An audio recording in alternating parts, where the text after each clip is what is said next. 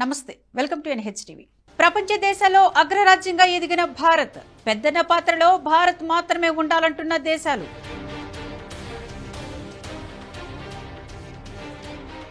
భారత్ తమ పక్షాన ఉండాలన్న అమెరికా, నాటో దేశాలు. గత 2.5 ఏళ్లుగా కొనసాగుతున్న ఉక్రెయిన్ రష్యా యుద్ధం.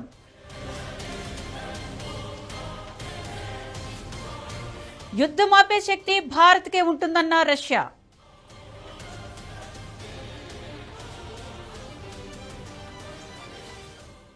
భారత్ ప్రపంచ దేశాల్లో అగ్రరాజ్యంగా మారింది. అవును, ఇది నిజమే. ఇప్పుడు యావత్తు ప్రపంచం చూస్తుంది భారత్ వైపే. భారత్ తోడుంటే చాలు, భారత్ చూపుంటే చాలు, మాకు అదే కొండంత ధైర్యం అనుకుంటున్నాయి. గతంలో భారత్ అంటే ప్రపంచ దేశాలకు చాలా చిన్న చూపు. కానీ ఇప్పుడు పరిస్థితి మారింది. భారత్ మాత్రమే మాకు దిక్కు అనే మాదిరిగా మారింది. దీనంతటికీ కారణం ఏంటి? ఎవరు ఈ స్థాయికి తీసుకొచ్చారు? భారత్ చేసిన వ్యూహాత్మక అడుగులకు ప్రణాళికలు వేసిన ఎవరు అనేది అందరికీ తెలిసిందే. భారత్ ఎన్నో మైలురాళ్లను అధిగమించి మరెన్నో విజయాలను సొంతం చేసుకుని యావత్తు ప్రపంచ దేశాలకు ఆదర్శంగా నిలిచింది.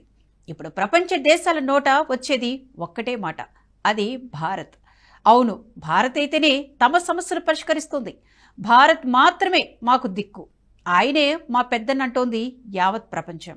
భారతదేశ జనాభా మొత్తం ప్రపంచ జనాభాలో దాదాపు 17.78% సమానం.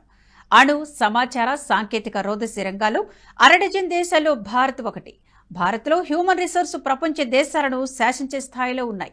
ఒక విధంగా చెప్పాలంటే యూరోప్ కంట్రీలు మొత్తం కలిపి సృష్టించే మానవ వనరుల కన్నా భారత్లో ఉండే హ్యూమన్ రిసోర్స్ క్రియేటే ఎక్కువ. భారత్ను చూసి యూరోపియన్ దేశాలే ఆందోళన వ్యక్తం చేస్తున్నాయి. గతం కంటే భిన్నంగా భారత్ ఎదిగింది. నాడు యునైటెడ్ నేషన్స్ సెక్యూరిటీ కౌన్సిల్లో భారత్ను వ్యతిరేకించిన దేశాలే ఇప్పుడు అనుకూలంగా ఉన్నాయంటేనే చెప్పొచ్చు భారత్ ఏ స్థాయిలో ఉందో. అది భారత్కు ఉన్న కేపబిలిటీ. అందుకే ఇప్పుడు భారత్ను విశ్వగురువుగా, పెద్దనిగా ప్రపంచ దేశాలు భావిస్తున్నాయి. రష్యా, ఉక్రెయిన్ మధ్య యుద్ధం ఆపాలంటే అది ఒక్క భారత్తోనే సాధ్యం. అవును, భారత్ పెద్దన పాత్ర పోషిస్తే యుద్ధం ఆగిపోతుందంటున్నాయి ఇరు దేశాలు. అంటే ప్రపంచంలో ఏ దేశానికి యుద్ధం ఆపే సత్తా లేదు, అది కేవలం భారత్కు మాత్రమే ఉంది. ఈ విషయం రష్యా అధ్యక్షుడు వ్లాదిమిర్ పుతిన్ స్వయంగా చెప్పారు. ఆయనే కాదు, అటు ఉక్రెయిన్ కూడా అదే మాటంటోంది. ప్రపంచ దేశాలకు అగ్రరాజ్యం అంటే అమెరికా ఉండేది. కానీ ఇప్పుడు పరిస్థితులు మారాయి. ఆ పేరు భారత్కు వచ్చేసింది. భారత్ వ్యవహరించే హుందాతనమే తనను పెద్దరిని చేసింది. ఎక్కడ నగ్గాలో కాదు, ఎక్కడ తగ్గాలో తెలిసినోడే గొప్పోడు. ఎప్పుడు, ఎక్కడ, ఎలా వ్యవహరించాలో భారత్కు బాగా తెలుసు. అదే తనను విశ్వగురువుగా మార్చేసింది. అమెరికా సహా నాటో దేశాలు భారత్ తమ పక్షాన ఉండాలని అంటేనే అర్థమైంది ప్రపంచ దేశాల్లో భారత్ స్థానం ఏంటనేది. గత కాంగ్రెస్ ప్రభుత్వ హయాంలో అమెరికా, రష్యా చెప్పినట్లు భారత్ వినేది. నాడు ఆ దేశాలు ఆంక్షలతో భారత్ను భయపెట్టేవి. కానీ మోదీ వచ్చాక ఆ పరిస్థితులు మారాయి. వాళ్ళు చెప్పినట్లు మనం వినడం కాదు, మనం ఏం చెబుతామో అని ఎదురు చూసే స్థాయికి వెళ్ళాం. ఉక్రెయిన్ రష్యా యుద్ధంలోనూ భారత్ వ్యవహరించిన తీరు అన్ని దేశాలను ఆలోచింపచేసింది.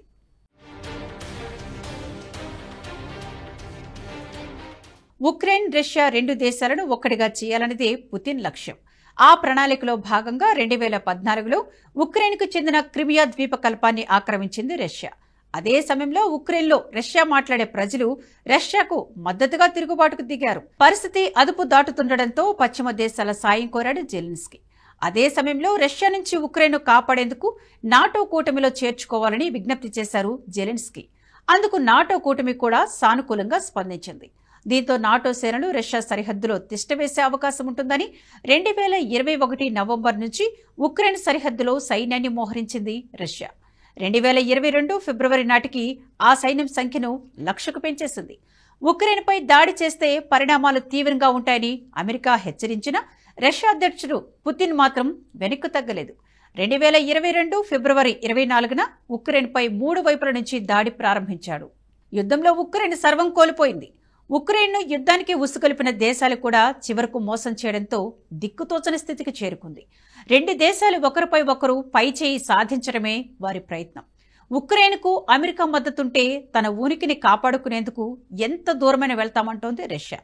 సైన్యం తక్కువగా ఉన్నా, తమ వద్ద అత్యాధునిక ఆయుధాలు లేకున్నా రష్యాను మాత్రం ధీటుగా ఎదిరిస్తూ వస్తోంది ఉక్రెయిన్. ఓ విధంగా చెప్పాలంటే పుతిన్కు కొరకరాని కొయ్యలా నిలిచాడు ఉక్రెయిన్ అధ్యక్షుడు జెలెన్స్కీ. ఈ విషయంలో భారత్ ఆచితూచి హుందాగా వ్యవహరించింది. అమెరికాతో పాటు నాటో దేశాలు తమ పక్షాన ఉండాలని భారత్ను ఇబ్బంది పెట్టాయి. కానీ అంతర్జాతీయ వేదికలపై వారికి సూటిగానే కౌంటర్ ఇచ్చింది భారత్. ఎప్పుడు ఏ దేశంతో ఎలా వ్యవహరించాలి, ఎలా ముందుకు వెళ్లాలని అనేది మాకు తెలుసని తేల్చి చెప్పింది. అటు రష్యా, ఇటు ఉక్రెయిన్ అధ్యక్షులతో మాట్లాడింది కూడా మోదీనే.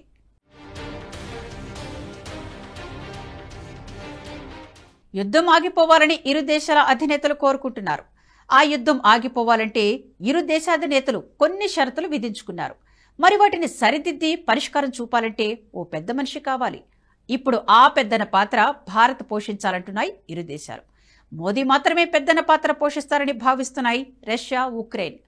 గత పార్లమెంట్ ఎన్నికల ముందు కూడా రష్యా అధ్యక్షుడు పుతిన్ స్పందించారు. ఈ ఎన్నికల్లో మీరు ఎలాగో గెలుస్తారు, గెలిచిన తర్వాత మా దేశాన్ని విజిట్ చేయాలని ఇరు దేశాధినేతలు మోదీని కోరారు. అంటే భారత శక్తి ఏంటో, శక్తి వెనుకున్న మోదీ అంటే ఏంటో అన్ని దేశాలు గుర్తించాయి. కొన్ని దేశాలైతే భారత్లో తిరిగి మోదీనే వస్తాడనే నమ్మకంతో, భారత్లో ఎన్నికల తర్వాత మళ్లీ మోదీనే వస్తాడనే కాన్ఫిడెన్స్తో కొన్ని దేశాలు మోదీ అపాయింట్మెంట్స్, ఆయన విజిట్స్ కు సంబంధించిన షెడ్యూల్ కూడా ప్రిపేర్ చేసుకున్నాయి. అందరూ అనుకున్న విధంగానే మళ్లీ మోదీనే వచ్చారు. గత 2.5 ఏళ్లుగా కొనసాగుతున్న ఉక్రెయిన్ రష్యా యుద్ధం ఆపగలిగే సత్తా ఒక్క భారత్కు మాత్రమే ఉంది. అది మోదీతోనే సాధ్యం. అందుకు ఇరువురి మధ్యవర్తిగా మోదీ ఉండాలని రష్యా కోరింది. భారత్తో పాటు బ్రెజిల్, చైనా వల్ల కూడా మధ్యవర్తిత్వం సాధ్యమవుతుందన్నారు పుతిన్. యుద్ధం మొదలైన తొలివారం తుర్కియాలోని ఇస్తాంబుల్లో కుదిరిన ప్రాథమిక ఒప్పందాన్ని ఉక్రెయిన్ అమలు చేయలేదన్నారు పుతిన్. నిజానికి ఆ ఒప్పందంతో ఉక్రెయిన్ అధ్యక్షుడి ప్రతినిధి సంతృప్తి వ్యక్తం చేశాకే సంతకం చేశారు. అయితే అమెరికా, ఐరోపా ఒత్తిడి కారణంగా ఉక్రెయిన్ ఆ ఒప్పందాన్ని అమలు చేయడం లేదని వివరించారు. ఆ ఒప్పందం ఆధారంగానే భవిష్యత్తు చర్చలుంటాయి. ఉక్రెయిన్తో చర్చలకు తాము సిద్ధంగానే ఉన్నామని చెప్పారు. కానీ అసంబద్ధ డిమాండ్ల ఆధారంగా చర్చలు జరపలేమన్నారు. శాంతి ప్రక్రియలో భారత్ కీలకం. భారత ప్రధాని మోదీ, పుతిన్ మధ్య నిర్మాణాత్మక, స్నేహపూర్వక సంబంధాలు ఉన్నాయి. మోదీకి రష్యా, ఉక్రెయిన్, అమెరికాతో సంబంధాలున్నాయి. భారత్ వల్లే శాంతి చర్చలు సాధ్యమవుతాయని పుతిన్ ప్రతినిధి దిమిత్రీ పెస్కోవ్ తెలిపారు. 2 దేశాల మధ్య జరుగుతున్న యుద్ధం ఆగాలంటే భారత్ వల్లే సాధ్యమని ఇరు దేశాలు అభిప్రాయపడుతున్నాయంటేనే అర్థమవుతుంది భారత్ విశ్వగురు పాత్రలో ఉందని.